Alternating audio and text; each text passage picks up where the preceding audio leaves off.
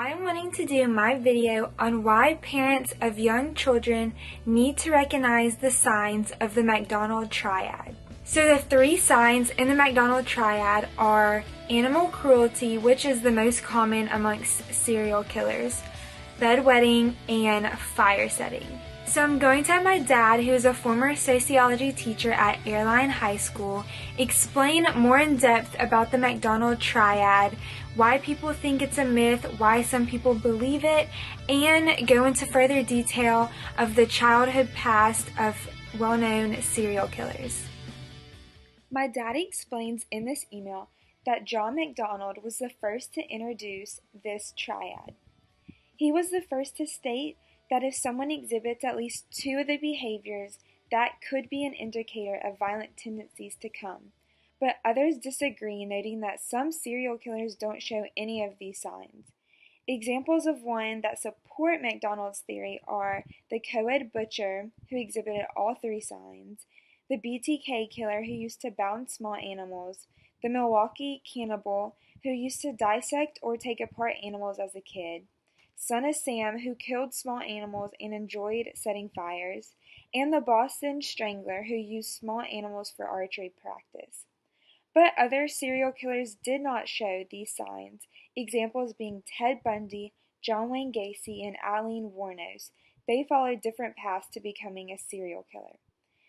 The MacDonald Triad illustrates that these are the three most common signs parents should pay attention to, especially in kids who were abused or neglected. Once the thrill of fire setting and/or animal cruelty wears off and is not enough, they will graduate to killing humans. I think it's really important to write about this topic and write this paper because I want to get the information to young parents about what the MacDonald Triad is, how they can detect warning signs, and what they can do to get the help they need for their child.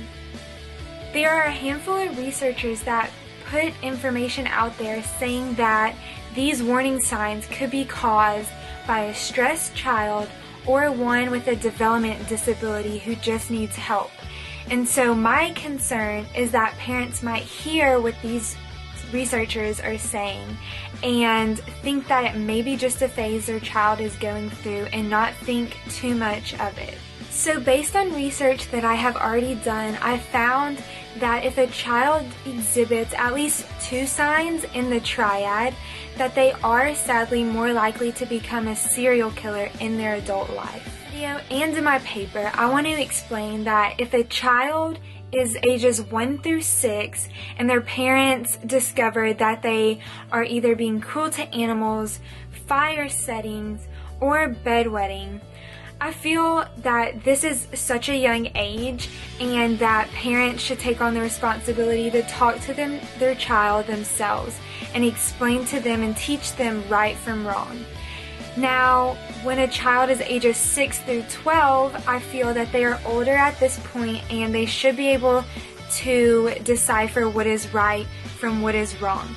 And so if a parent were to discover their child doing 1, 2, or all 3 of these signs in the triad, I feel like at this point they should seek help with a mental health counselor or a psychiatrist. And for ages 13 and older, this is a serious concern if parents find their child is being cruel to animals. This is whenever bedwetting is normally uncommon, so that's whenever this sign really comes into play. And then fire setting. At this point, it is critical that the parents take their child to seek help. This is a topic that I'm very passionate and interested about, so I feel that I will be able to convey a strong message in my paper and really bridge the gap between what researchers have already found and my knowledge.